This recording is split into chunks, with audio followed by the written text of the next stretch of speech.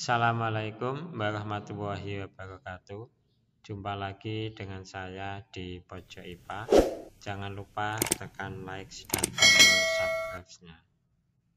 Pada pertemuan kali ini saya akan membahas materi tentang penyakit pada sistem reproduksi manusia serta upaya pencegahannya. Masih di materi pelajaran IPA kelas 9. Penyakit dan kelainan pada sistem reproduksi manusia bisa disebabkan oleh adanya bakteri, virus, jamur, dan kelainan itu sendiri. Penyakit yang disebabkan oleh bakteri ada kencing nanah atau gonore, sifilis atau raja singa, dan chlamydia. Penyakit yang disebabkan oleh virus ada AIDS dan herpes genitalis. Sedangkan penyakit yang disebabkan oleh jamur ada keputihan. Kelainan pada sistem reproduksi ada endometriosis. Oke, akan kita bahas satu persatu. Dari yang pertama adalah gonore atau kencing nanah. Gonore ini disebabkan oleh bakteri Neisseria gonorrhoeae. Bakteri ini menyerang pada saluran urin. Gejala penyakit ini adalah timbulnya rasa sakit dan keluar nanah saat kencing pada laki-laki dan keputihan berwarna kuning biruan pada perempuan.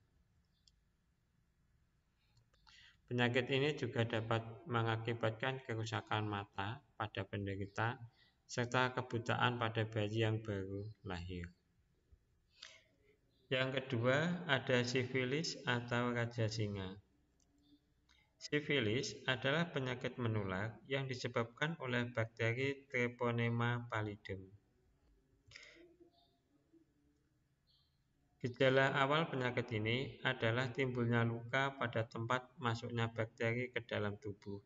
Biasanya ada pada daerah sekitar kelamin. Penyakit ini dapat menyebar dan menyerang organ-organ tubuh lainnya, kemudian menimbulkan kerusakan pada organ tersebut.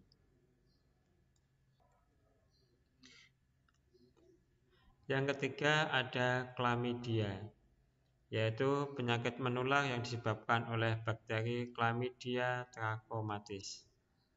Pada umumnya tidak menunjukkan gejala yang signifikan, namun dapat menularkan penyakit ini kepada orang lain. Gejala akan muncul setelah 1-3 minggu setelah infeksi terjadi. Gejala yang dialami pada pria, perih pada saat buang air kecil, muncul luka di penis yang terasa gatal, dan buah yakar membengkak serta sakit. Sedangkan gejala yang dialami pada wanita, keputihan yang berbau, perih pada saat buang air kecil, demam, mual, serta perih pada perut bagian bawah. Penularan chlamydia bisa disebabkan karena memiliki pasangan lebih dari satu, atau sering bergonta-ganti pasangan.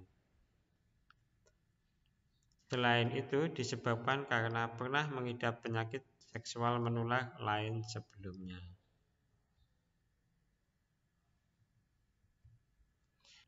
Resiko yang dialami pada wanita bisa radang panggul, kehamilan ektopik, dan kemandulan. Sedangkan resiko yang dialami pada pria, nyeri pada testis, epididymitis, bahkan sampai kemandulan. Yang keempat adalah AIDS.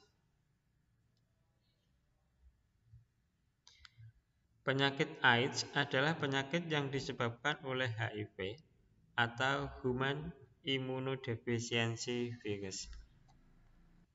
Kalau kita baca dari belakang, HIV adalah virus yang menyebabkan penurunan kekebalan tubuh manusia.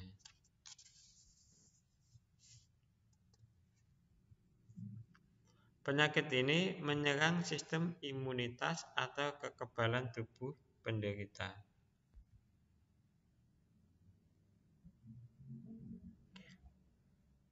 Saat ini penyakit yang disebabkan oleh HIV lebih dikenal dengan istilah AIDS atau Acquired Immunodeficiency Syndrome. Sampai saat ini belum ditemukan vaksin pencegahnya dan belum ada obat yang betul-betul dapat diandalkan untuk mengatasi HIV. HIV dapat ditularkan dari orang tua kepada anaknya melalui transfusi darah yang terinfeksi. Ditularkan karena adanya gaya hidup yang tidak baik seperti pergaulan bebas dan penggunaan jarum suntik untuk obat-obatan terlarang seperti narkoba. Oleh karena itu, mari kita hindari pergaulan bebas. Seseorang yang terinfeksi HIV, sistem kekebalan tubuhnya akan semakin menurun. Dalam kurun waktu 5-7 tahun, penderita nampaknya seperti orang sehat, belum memperlihatkan gejala. Fase selanjutnya, AIDS baru dapat didiagnosis setelah kekebalan tubuh sangat berkurang dan timbul penyakit tertentu seperti TBC, pneumonia, herpes, saraf terganggu, dan lain-lainnya. Namun tidak semua yang kita sebut tadi pasti penderita AIDS. Fase ini berlangsung sekitar 3-6 bulan. Untuk memastikan apakah seseorang positif AIDS atau tidak, harus dilakukan pemeriksaan banyaknya sel T, yaitu salah satu sel darah putih yang berperan dalam imunitas di dalam laboratorium. Yang kelima, ada herpes simplex genitalis. Penyakit herpes simplex genitalis disebabkan oleh virus herpes simplex tipe 2 yang menyerang kulit di daerah genitalia luar, anus, dan vagina.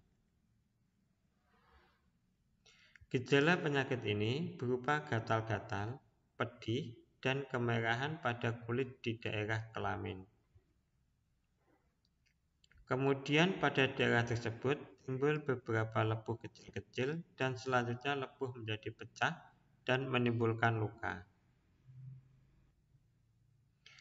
Penyakit herpes sulit sekali sembuh dan sering kambuh setelah beberapa bulan atau tahun. Yang keenam, ada keputihan.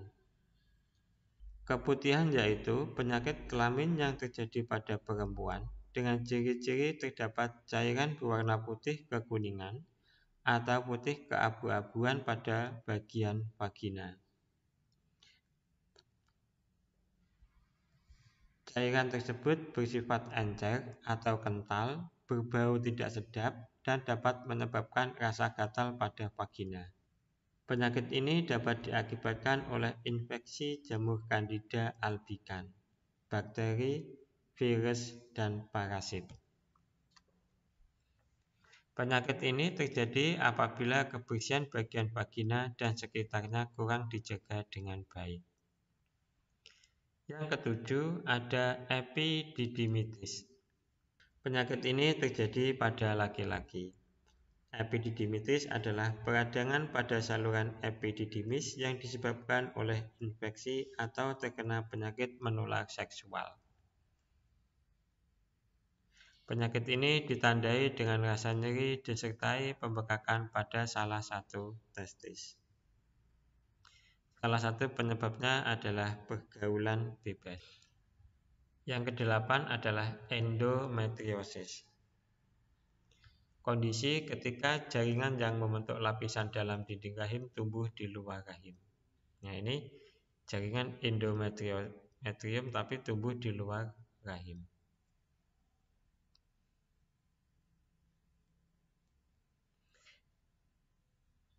Gejala ini ditandai dengan rasa nyeri parah di sekitar panggul pada saat menstruasi atau pendarahan di antara siklus menstruasi.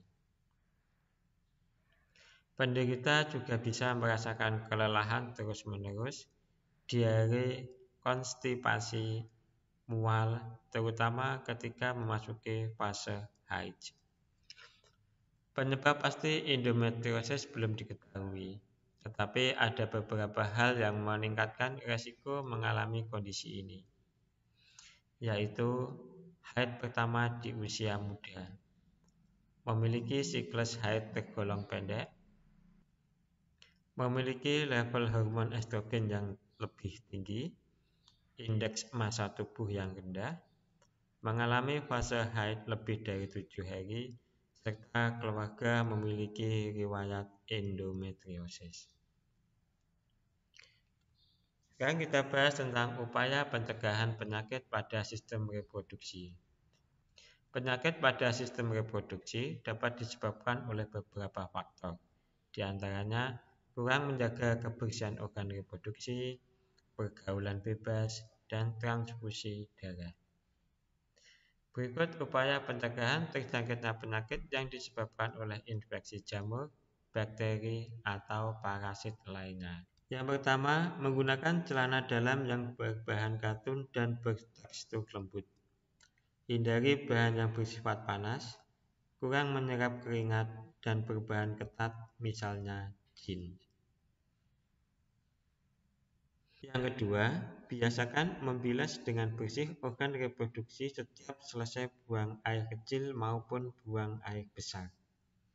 Selanjutnya, keringkan sisa air yang masih menempel di kulit dengan menggunakan tisu atau handuk hingga benar-benar kering. Ini akan dapat mengurangi risiko terjadinya infeksi oleh jamur pada bagian organ reproduksi. Yang ketiga, mengganti celana dalam 2-3 kali sehari. Yang keempat, memotong rambut yang ada di daerah organ reproduksi apabila sudah panjang. Karena apabila terlalu panjang akan menjadi sarang kuman.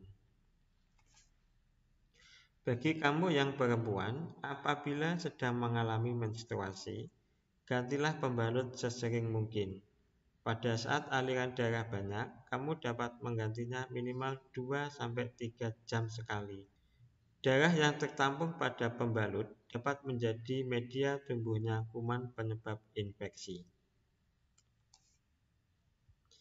Bagi kamu yang perempuan, hindari menggunakan sabun pembersih daerah kewanitaan dan panty liner secara terus-menerus. Penggunaan sabun pembersih daerah kewanitaan akan mengubah pH vagina dan akan membunuh bakteri baik atau flora normal dalam vagina yang selanjutnya akan memicu tumbuhnya jamur. Penggunaan panty liner secara terus-menerus dapat menyebabkan daerah kewanitaan menjadi lembab, sehingga memudahkan terjadinya infeksi bakteri dan jamur, menyebabkan munculnya jerawat di daerah kewanitaan, dan menyebabkan iritasi pada kulit. Rajinlah berolahraga dan banyak mengkonsumsi buah dan sayur. Selain bermanfaat bagi kesehatan, juga dapat mencegah terjadinya infeksi organ reproduksi oleh jamur. Berikut adalah upaya pencegahan terjadinya penyakit yang disebabkan oleh faktor pergaulan bebas dan penggunaan narkoba. Yang pertama, kamu harus menjaga pergaulan dan memilih gaya hidup sehat. Dekatlah dengan keluarga dan rajinlah beribadah. Selain itu, gunakan internet secara arif dan bijaksana, dengan tidak mengakses situs-situs yang menyediakan gambar atau film porno, yang secara pelan namun pasti akan mendorong kamu pada pergaulan bebas yang sangat rentan dengan penularan penyakit seksual.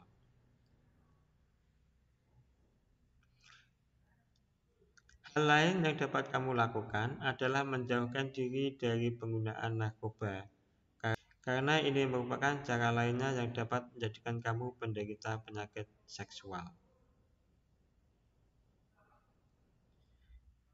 Gunakanlah waktu luangmu untuk menyalurkan hobi atau kegiatan yang positif, sehingga kamu dapat berprestasi dan terhindar dari pergaulan yang tidak sehat.